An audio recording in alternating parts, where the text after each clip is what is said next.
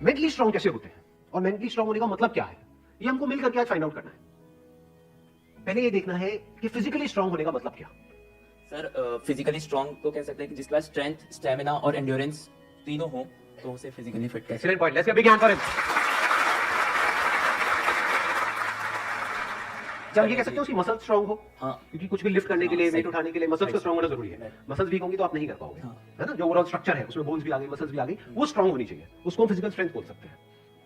अभी यही फंडे जो हम फिजिकल में देख रहे हैं, इसी को मेंटली देख करके और फिर समझने की कोशिश करेंगे स्टेप बाय स्टेप कि उसका मतलब क्या। कि फिजिकल स्टेमिना तो हमको समझ आता है कि फिजिकली हम जल्दी ना थके। कोई बंदा है उसने थोड़ा बहुत काम किया एकदम से थक गया, इसका मतलब फिजिकली स्ट्रांग नहीं है। जैसे बहुत लोग होते हैं, जैसे ही अपनी फिजिकल ट्रेनिंग करते हैं, कुछ भी करते हैं, हल्का सा भी दर्द होता है तो छोड़ देते हैं, छुई मुई टाइप के, तो बहुत दर्द हो रहा है भाई, दर्द नहीं होगा तो बनेगी कैसे, है ना। Right, sir। तो हल्का सा भी कुछ होता है तो छोड़ देते हैं, एंड्योर नहीं कर पाते हैं पेन को। Yes, sir। तो पेन को एंड्योर करने की जितनी हमारे अंदर पावर है उसको हम एंड्योरेंस बोल सकते हैं। सर मेरे हिसाब से फिजिकली स्ट्रांग होने का मतलब ये है कि सबसे बड़ी चीज ये है कि बीमारियों से दूर होना चाहिए उसे। अगर मतलब कई बार ऐसा होता है कि हमें फिजिकली स्ट्रांग दिख रहा है पर्सन, बट वो होता नहीं है। यानी कि एक बंदा हो सकता है वो फिजिकली हमको स्ट्रांग बाहर से दिख रहा हो और वेट भी बहुत अच्छा लिफ्ट कर रहा हो, लेकिन उसकी इम्यूनिटी वीक हो। Yes sir. तो हम कह सकते हैं अंदर से वो बंदा कितना स्ट्रांग है, यानी कि जो भी डिजीजेस है, मतलब जो भी बीमारियां हैं, उनसे लड़ने की उसके अंदर कितनी पावर है उसकी बॉडी के अंदर। Yes sir. एक तो फिजिकल पावर, एक है उसकी इम्यूनिटी हम बोल सकते हैं। Yes sir. अब एक एक करके इन पॉइंट को देखते हैं कि मेंटल स्ट्रेंथ में किस तरीके से हम अप्लाई कर सकते हैं। सबसे पहले बात हमने करी फिजिकली स्ट्रांग होने का मतलब क्या, स्ट्रेंथ। मतलब आप कह लो वेट उठाना है, जैसे कहीं जा रहे हैं रेलवे स्टेशन पे, यहाँ पे, वहाँ पे, एयरपोर्ट पे, और अगर दोनों हाथ में पूरा भारी भारी पूरा भरा हुआ लगेज है, जैसा हम लोग इंडियंस ज्यादातर लेकर के जाते हैं, लगेज बंदे से भारी होता है, तो सही है नहीं है। तीन तीन बंदे बैठ बैठ करके उसको पैक कर रहे होते हैं, माँ चढ़ी होती है, साथ में बच्चे भी, बेटा तू भी आ जा, तू भी आ जा, तू क्या देगा, इधर बैठ। सारे बैठे हुए हैं और उसको बंद कर रहे हैं, फिर उसको उठा रहे हैं, है ना। तो कहने का मतलब है कि अगर आपकी मसल स्ट्रांग है तो आप उठा लोगे, एफर्टलेसली उठा लोगे। इसी को तो फिजिकल स्ट्रेंथ कहेंगे। एक है बहुत एफर्ट लगा के आपको कुछ छोटा सा काम करना पड़ रहा है, एक है बहुत बड़ा काम भी आप कर रहे हो बिना किसी एफर्ट के। क्यों? क्योंकि आपकी बॉडी स्ट्रांग है, आपकी मसल स्ट्रांग है। बिल्कुल इसी तरह से थिंकिंग मसल्स, यानी कि कोई प्रॉब्लम आई तो आप ये देख सकते हो आपकी थिंकिंग मसल्स कैसी है, बेस्ड अपॉन कि आपका रिएक्शन कैसा है जब कोई आपकी लाइफ में प्रॉब्लम आती है। तीन सिचुएशंस हैं यहाँ पे, तीनों को एक एक करके देखते हैं। एक है कोई बड़ी प्रॉब्लम आई हमारे सामने और हमने अपने हथियार डाल दिए और हम एकदम से परेशान हुए, तो हम क्या कहेंगे, हमारी मेंटल मसल्स कैसी है, वीक है। मतलब बिल्कुल ऐसा हो गया कि लगेज थोड़ा सा भारी है तो लगेज भारी है मैं नहीं उठाऊंगा। अरे भाई अपने आप को स्ट्रांग कर, मैं आगे ट्रैवल नहीं करूंगा। क्यों? क्योंकि लगेज भारी है, मैं तो यही रहूंगा, बस स्टैंड पे रहूंगा, मैं नहीं जाऊंगा।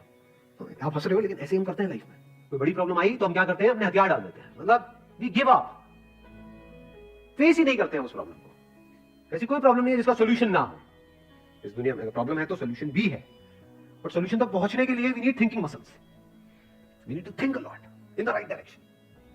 और ये राइट डायरेक्शन और रॉन्ग डायरेक्शन क्या है? राइट डायरेक्शन मतलब solution oriented approach, wrong direction मतलब प्रॉब्लम ओरिएंटेड अप्रोच, कि हम प्रॉब्लम में ही जाकर के स्टक हो गए, बस उससे आगे बढ़ ही नहीं रहा है हमारा दिमाग। इसको हम कह सकते हैं मेंटली हमारी जो मसल्स है वो वीक है, मेंटली हम वीक है।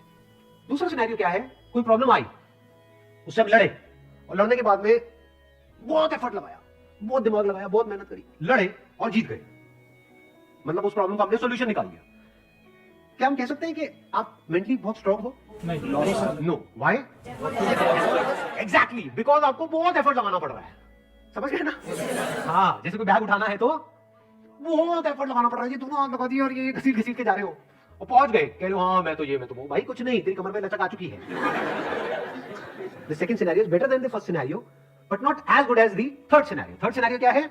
बड़ी से बड़ी भी कोई प्रॉब्लम आई हमारी लाइफ में, हम पहले ही उसके लिए तैयार थे और ऐसे सॉल्यूशन निकल के आ गया। मतलब वो प्रॉब्लम जो दुनिया के लिए बहुत बड़ी है, जिसको देख करके लोग डरने लग जाते हैं, वो प्रॉब्लम आपके सामने आई, ऐसे सॉल्यूशन निकल गया, एफर्टलेसली काम हो गया। यानी एक बैग आपके पास में है 50 किलो का, ऐसे उठा लिया हल्के में। मतलब लोगों को देखने में लग रहा है कि अरे बैग तो बहुत हल्का है, बैग हल्का नहीं है, बंदे में दम है। तो कैसे लाइफ की मुश्किल से मुश्किल प्रॉब्लम्स को भी आप आसान से आसान बना सकते हो, कितना आसान बना सकते हो, कैसे लगे अरे इस बंदे को तो कोई एफर्ट ही नहीं करना पड़ रहा है। उसी को तो कहेंगे मेंटल स्ट्रेंथ, मेंटली स्ट्रांग होना।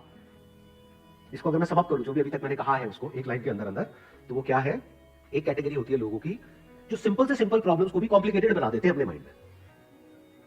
99% लोग ऐसे ही हैं दुनिया में। सिंपल सी प्रॉब्लम है, कुछ भी नहीं, उसको भी इतना कॉम्प्लिकेटेड किया हुआ है जैसे पता नहीं क्या हो गया, हुआ बना दिया पूरा का पूरा। और दूसरी कैटेगरी होती है लोगों की, ऐसे बहुत कम लोग होते हैं, वही होते हैं जिन्होंने एक्चुअल में काम किया होता है अपनी मेंटल मसल्स के ऊपर। वो कौन होते हैं? जो कॉम्प्लिकेटेड से कॉम्प्लिकेटेड प्रॉब्लम्स होती हैं उनके सामने, जिसको देख करके बंदा कहे अरे यार ये तो बहुत कॉम्प्लिकेटेड है, उसको भी सिंपल बना देते हैं।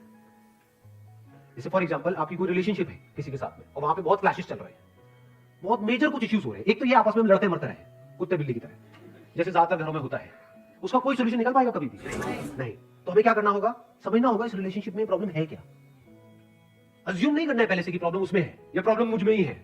ये भी एक विक्टिम मेंटालिटी होती है, मेरे में ही कमी है, वो तो सब सही है बस मेरे में ही कमी है। ये भी बड़ी गंदी मेंटालिटी होती है। विक्टिम मेंटालिटी या फिर तुझ में प्रॉब्लम है, मैं सही हूं तू गलत है।